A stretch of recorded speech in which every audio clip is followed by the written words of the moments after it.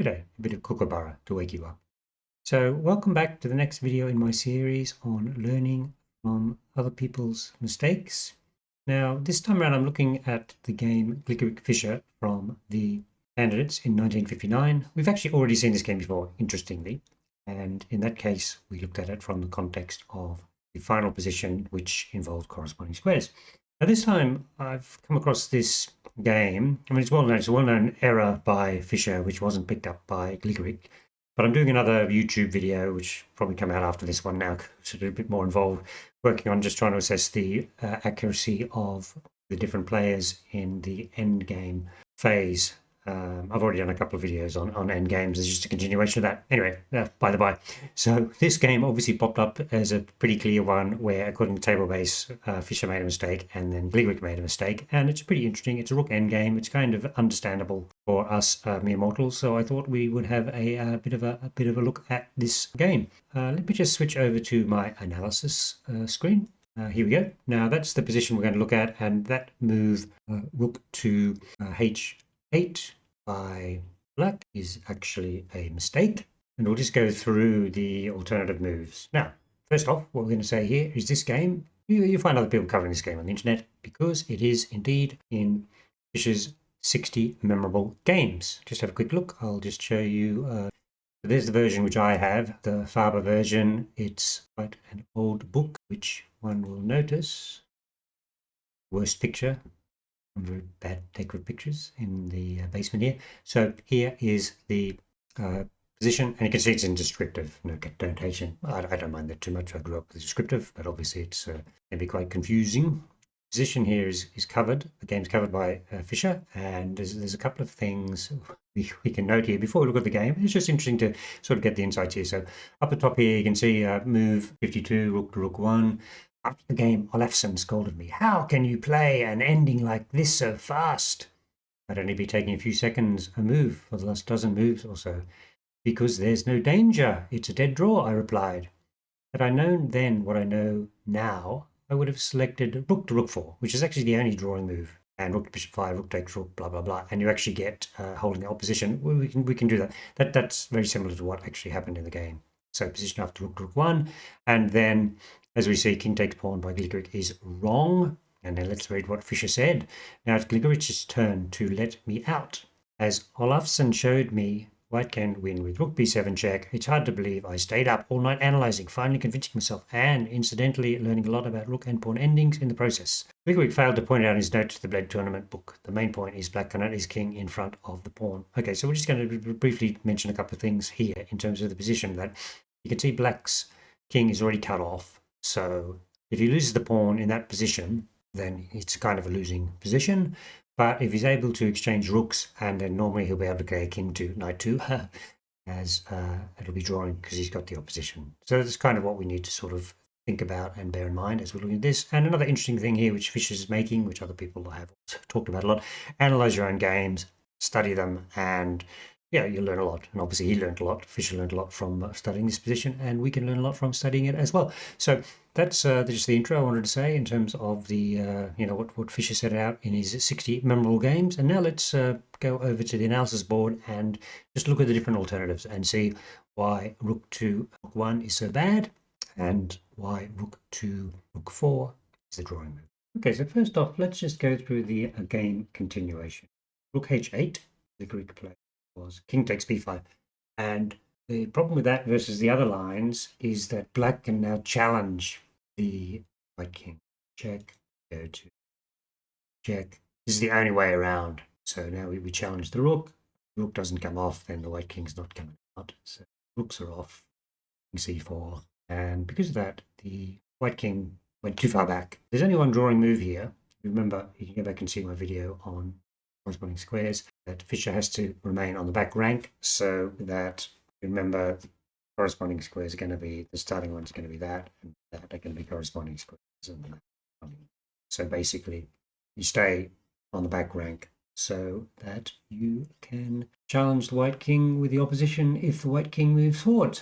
Okay, so that was the game continuation, rook h8. Okay, so let's have a look at what Gligoric should have done after rook to h8. there's actually two winning moves. Rook to c7 check, which is the one Fischer gives. I'm not going to follow Fischer's line because it's descriptive. And rook c5 also wins because rook c5 allows eventually the white king to grab the black pawn, and then the white king can advance and the black king is still coming c5. Okay, so let's have a look at the line we actually discussed. Just do what the computer came up with. Check, king has to move, check, king moves back, and now we can grab the pawn.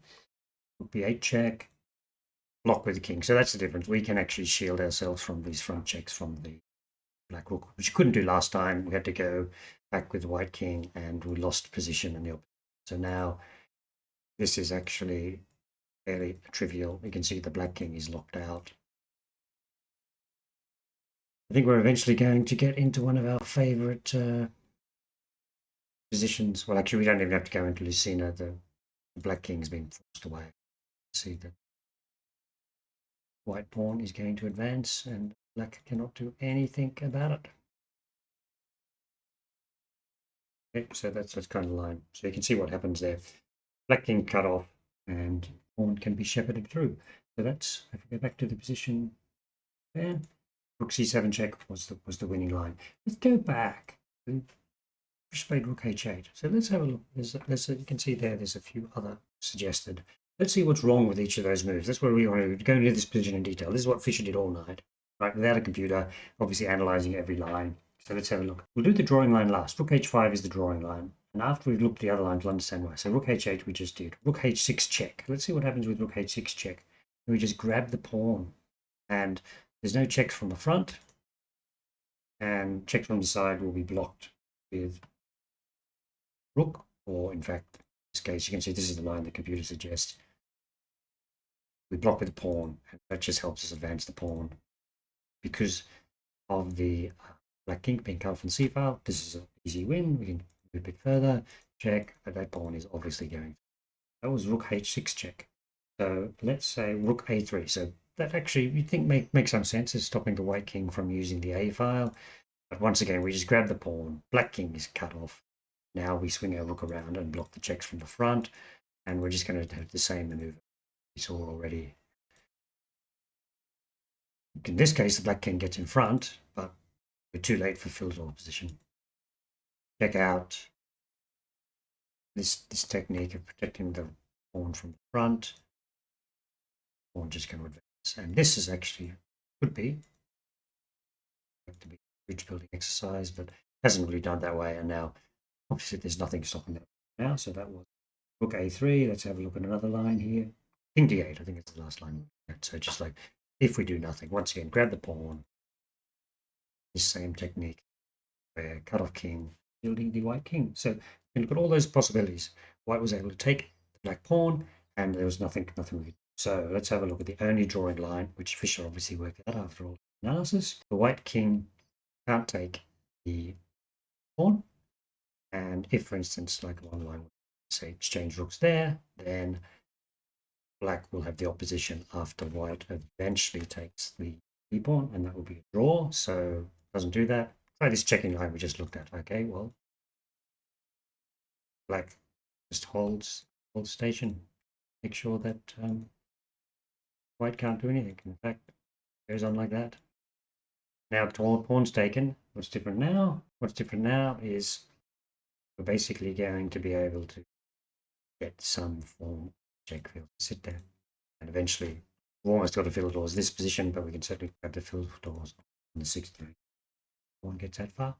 So the idea there was that you only let the pawn be taken under favorable circumstances with your king in front of the pawn. Okay, sorry about the discontinuity here. I just want to add a section using my simulator in and also reflect on what Olofsson said about how can you play so quickly, just as a general warning, and maybe why Fischer wasn't alert, his spidey sense wasn't out.